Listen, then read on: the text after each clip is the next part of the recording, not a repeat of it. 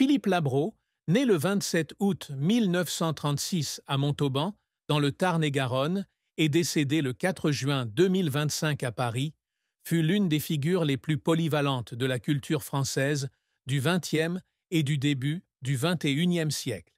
Journaliste, écrivain, réalisateur, parolier et animateur de télévision, il a laissé une empreinte durable dans de nombreux domaines.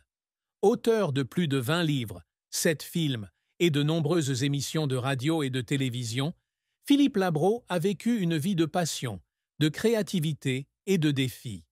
Père de 4 enfants, dont Clarisse, Jean et Valérie Labro, il a bâti une famille unie, non sans tristesse. Sa vie fut un long parcours de succès éclatants, d'échecs douloureux et de secrets profonds qu'il a gardés cachés jusqu'à la fin de sa vie. Sous les projecteurs de la célébrité, Philippe Labro a connu ses propres souffrances silencieuses, des moments qui l'ont fait pleurer et une fin tragique qui a profondément attristé ses fans et sa famille. La plus grande tristesse de la vie de Philippe Labro, comme il l'a laissé entendre dans ses écrits autobiographiques et ses interviews, fut le sentiment de n'avoir jamais été véritablement reconnu pour ses efforts et son talent, malgré son succès considérable. Homme aux multiples talents, il a souvent dû faire face à des attentes élevées de la part du public, des critiques et de lui-même. Dans son livre « Tomber 7 fois, se relever 8 » 2003, il raconte une période de crise mentale et physique en 1994, lorsqu'il fut hospitalisé pour une grave maladie, une pneumonie et un œdème laryngé qui le laissèrent dans le coma pendant 10 jours. Durant cette période, il affronta la mort et se sentit impuissant à contrôler sa vie. « J'avais vu la mort et ce n'était pas aussi effrayant que je l'avais imaginé. Mais ce qui me faisait le plus mal, c'était l'idée de mourir sans rien laisser derrière moi de véritablement significatif, » écrivait-il. La peur d'être oublié, de ne pas être reconnu à la hauteur de ses aspirations, fut une blessure mentale qui le traverserait toute sa vie. Une autre part de cette tristesse provenait d'une perte personnelle. Dans Le Petit Garçon, 1990, il raconte son enfance à Montauban, où sa famille a caché des Juifs pendant la Seconde Guerre mondiale. Cependant, il évoque également son sentiment d'éloignement envers certains membres de sa famille, notamment son père, Jean-François Labro, un conseiller juridique strict et prospère. Sa relation compliquée avec son père lui a laissé un sentiment d'incompréhension, même s'il a toujours cherché à les rendre fiers. Une autre tristesse est la perte d'amis proches, comme le réalisateur Jean-Pierre Melville et le chanteur Johnny Hallyday, qu'il considérait comme une seconde famille.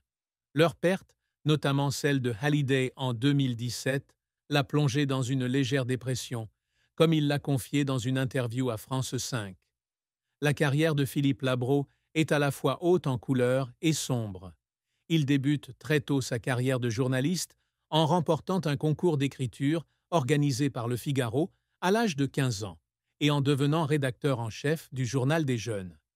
À 18 ans, grâce à une bourse Zelidja, il part étudier aux États-Unis à l'université Washington and Lee en Virginie, une expérience qui façonnera son amour pour la culture américaine et influencera profondément ses œuvres ultérieures.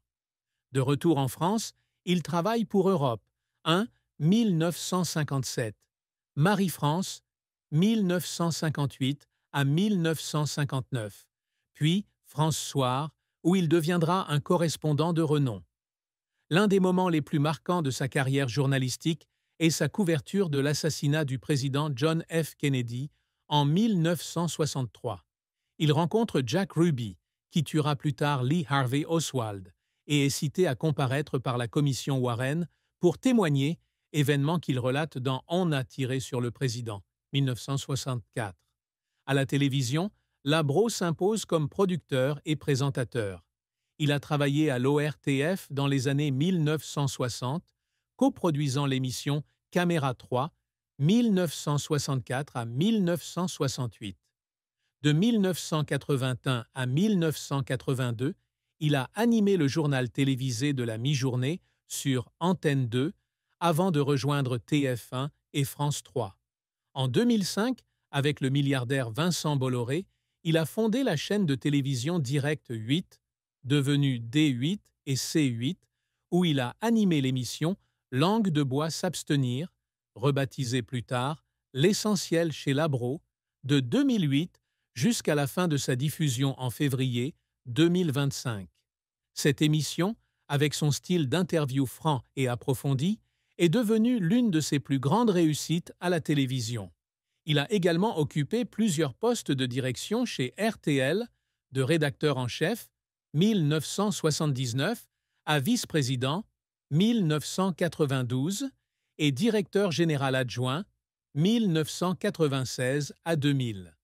En littérature, Labro est l'auteur de plus de 20 ouvrages, dont des romans, des autobiographies et des mémoires. L'étudiant étranger, 1986, relatant ses voyages en Amérique, remporte le prix Interallié et devient l'un de ses best-sellers. Le petit garçon, 1990, roman autobiographique, relatant son enfance à Montauban, est nominé au prix Goncourt, mais ne le remporte pas, un échec qu'il regrette profondément. Il écrit également les paroles de nombreuses chansons populaires, notamment pour Johnny Hallyday, Flagrant délit, Oh, ma jolie Sarah, Jane Birkin et Eddie Mitchell, démontrant ainsi la polyvalence de ses talents. Cependant, sa carrière ne fut pas exempte d'échecs.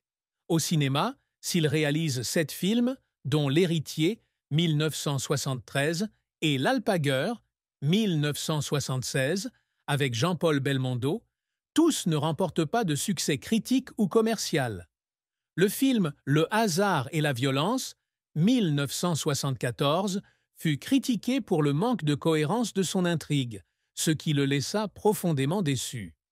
Dans une interview accordée à C'est à vous, il confia avoir pleuré après avoir lu des critiques négatives, ayant le sentiment de ne pas avoir été à la hauteur des attentes du public et de lui-même.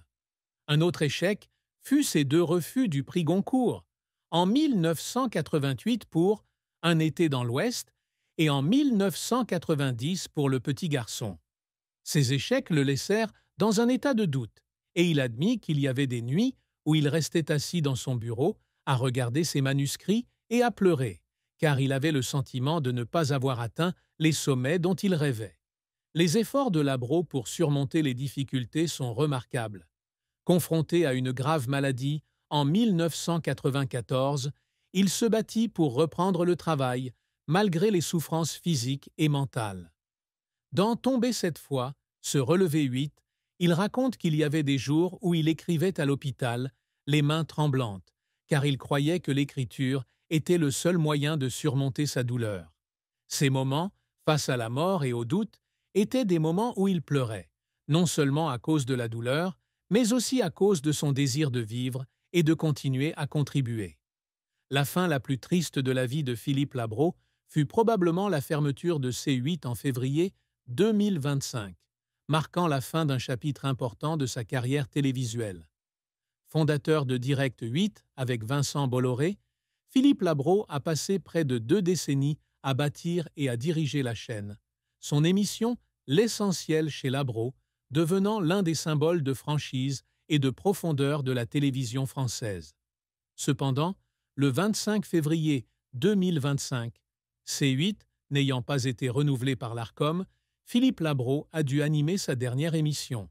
Dans l'épisode final, il a conclu en citant la chanson « Les copains d'abord » de Georges Brassens avec ce message émouvant. « Chérissez l'essentiel, car tout passera ». Ce moment, immortalisé par Le Figaro, a fait pleurer de nombreux téléspectateurs car il marquait non seulement la fin d'une émission, mais aussi la fin de la carrière télévisuelle d'une légende. À 88 ans, Philippe Labro était encore plein d'énergie et de projets pour l'avenir. Il écrivait un nouveau livre, Deux vrilles sur la 5e avenue, et préparait un documentaire sur son amitié avec Johnny Hallyday. La fermeture de C8 fut non seulement un revers professionnel, mais aussi un coup dur personnel, car il avait le sentiment qu'une partie de son héritage avait été effacée.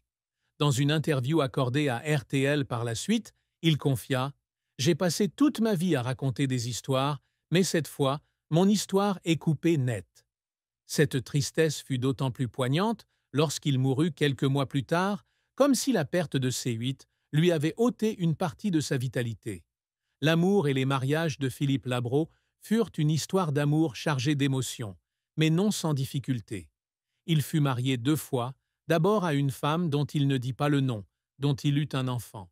Ce premier mariage se termina par un divorce, et bien qu'il en parle rarement, il évoqua un jour cette rupture dans une interview à Paris Match comme l'un de ses plus grands échecs.